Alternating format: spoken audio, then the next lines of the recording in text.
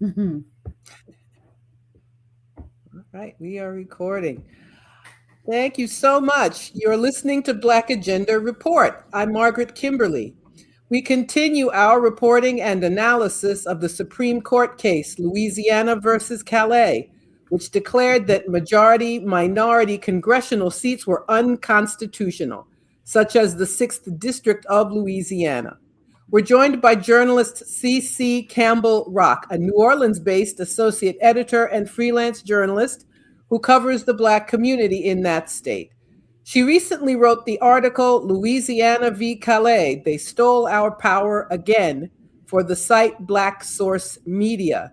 She holds a BA degree in mass communications from Loyola University in New Orleans, and she joins us from there to discuss the history of attacks on Black electoral power in that state and the mood of the people there in the wake of this decision. Thank you so much for being with me. Thank you for inviting me. So I know there's a long history. We don't have much time to talk, but talk to us about voting rights, starting in Reconstruction and the destruction of Reconstruction and what happened in Louisiana at that time. Well, in 1861, the war had just got it started in 1860. 1861, the federal troops came into New Orleans, and that was over. They were not going to be participating in the Civil War because the federal troops came in, and that was wonderful. The federal troops came in and they stayed until the Emancipation Proclamation. They left. But when they left and Lincoln got assassinated, Andrew Johnson, as you know, came in and he reversed. That was the end of Reconstruction. So I would say Reconstruction lasted about 5 years here. Um, Louisiana, I don't know why, but we're always the epicenter of all things wrong in terms of Black voting power. In 1898, they had a special constitutional convention. 1870, they had one, but then it was a riot where Black policemen, white policemen who were trying to do a multiracial state legislature, they were killed. It was a big thing. It was a riot, the Mechanics Institute riot. So then in 1898, when everything sort of settled down, the white people wrote a constitution. They went to a constitutional convention and they said right off the bat, the reason we're here is to make sure that we disenfranchise the Negro, that they never have voting power. And basically that's what it was. And it's been that way. It's been that way for many, many years. However, you cannot keep good people down, right? Our people in New Orleans specifically, and Baton Rouge. Well, you've heard of the Deacons of Defense. That was a movie. That was people who were fighting in Baton Rouge. New Orleans and Baton Rouge, to a certain degree, has been the epicenter of civil rights. As a matter of fact, many people don't know that the SCLC was founded here. And the reason it was founded here is because after the Selma March and all of that, and after the letter from a Birmingham jail, they wanted to have, they had a special organization for the transportation situation that led to Rosa Parks and all of that. But then it got so dangerous, they decided, well, let's go over to New Orleans and incorporate the Southern Leadership Conference, SCLC.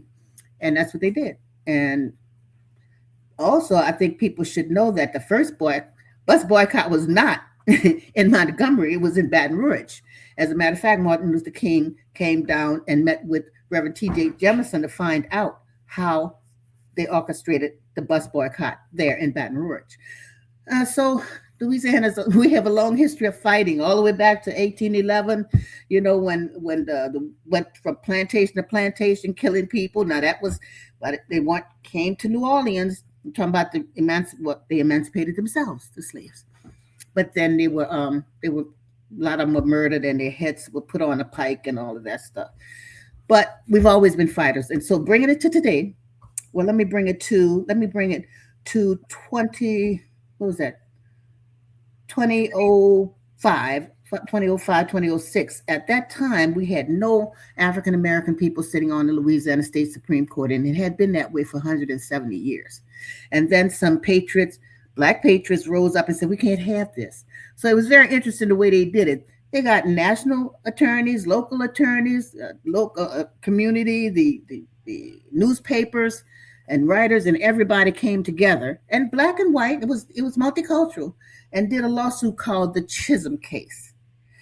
And they fought this state and the federal government to have a black seated on the Louisiana State Supreme Court. That went on.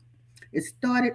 I'm sorry. Let me correct myself. It started in 1950, 1986. They fought until 1991.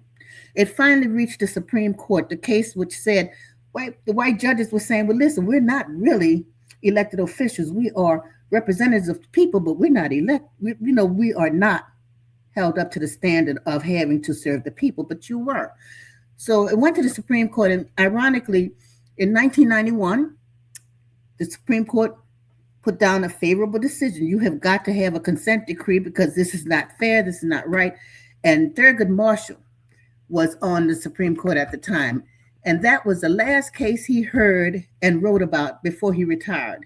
So that case is still famous. And then it was it was 2012, we finally had the first black, who was Revis Artigue, but Judge Artigue became the first associate justice on the Louisiana State Supreme Court, but he aged out at 70, so he only spent about a year on the bench. And then there was an election, and that was a gerrymandering situation as well. That's how they kept us off the Louisiana State Supreme Court. So all of the fight that was going on with the Chisom case, the consent decree, they had to create a new district. Here we go again, that blacks could elect their own representative, because ironically, New Orleans being the largest the city, we were surrounded by white run parishes, and the way they did it is they packed and cracked us all, in one place, but we could not elect a black to the Louisiana State Supreme Court. So we finally got a woman, Chief Burnett J. Johnson. She won the election for the first district, which was the first time anybody ever ran for that district, because it was a newly formed district just for New Orleans, not for Jefferson Parish, not for St. Bernard, not for Plaquemines. They had all of that hooked in there where we could not be the predominant voter. So that got wiped away. So we elected her in 1994. Okay, she sat on the bench. She was an associate justice. And she was, the way it went according to tenure. Whoever was there the longest became the next Chief Justice. Well, in 2012, she had been there the longest, and the other Chief Justice who was there was stepping down. It was a white woman, and it was her turn. Well, her constituents on Louisiana State Supreme Court say, "Oh, no. Your tenure does not count, because for a while there, we had 8 seats instead of the 7, and so therefore your tenure doesn't count." So she had to go to court. She had to take her fellow justices to court. Long story short, she won and became the Louisiana first black woman to hold the seat of Chief Justice. Now that meant money and everything else, right? So here we go again. Cleo Fields had the congressional seat, bringing it up to date. He had the congressional seat in 1993.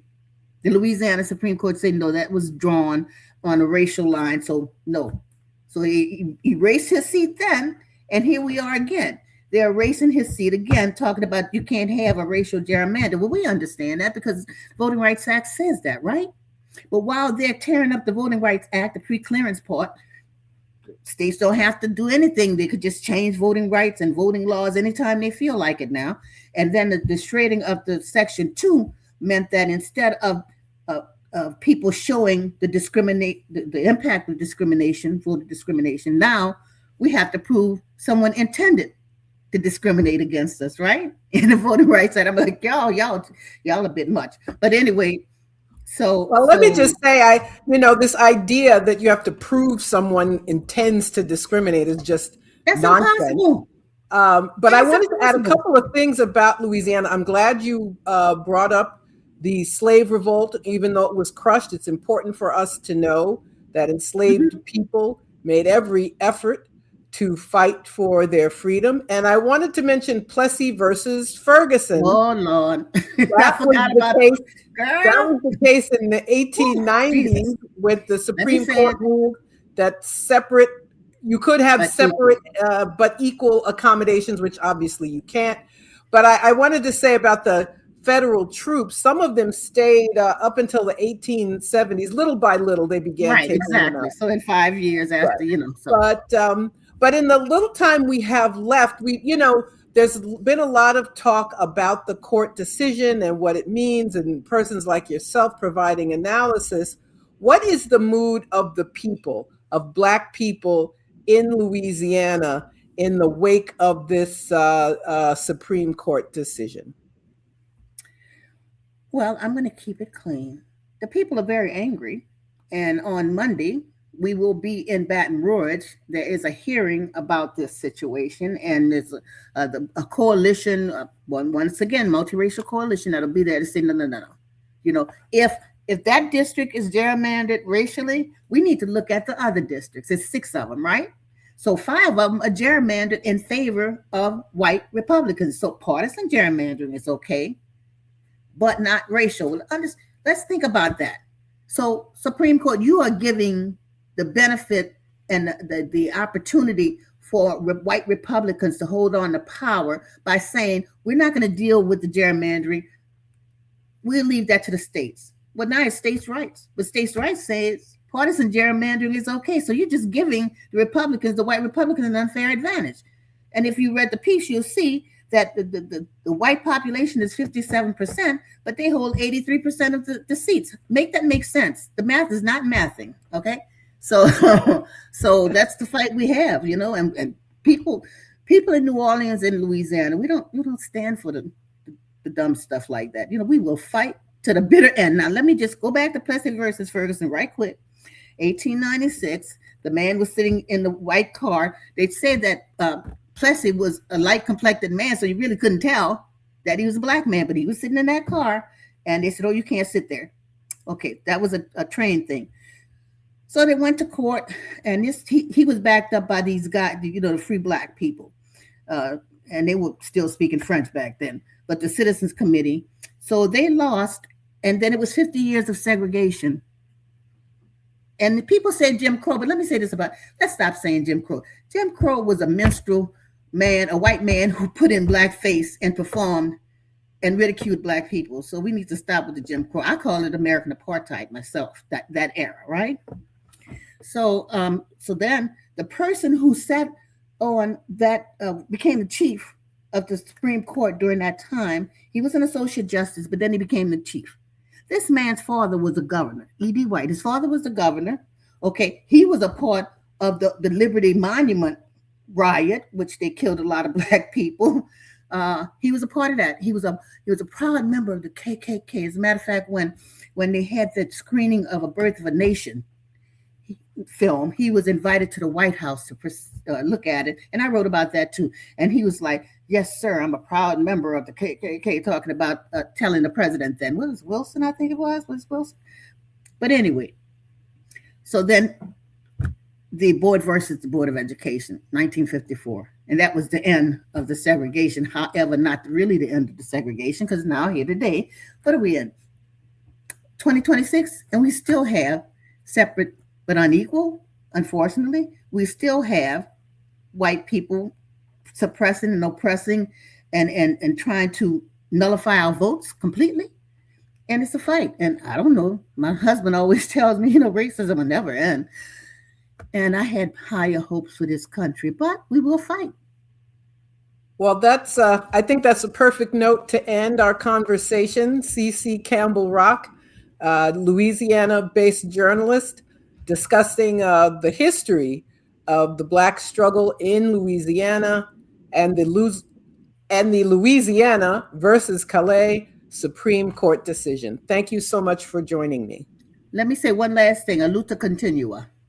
The struggle continues. Well, that's an even better note to end on. The struggle continues. Thank you. Thank you so much. Thanks for inviting me, Margaret. Appreciate you and everything you do.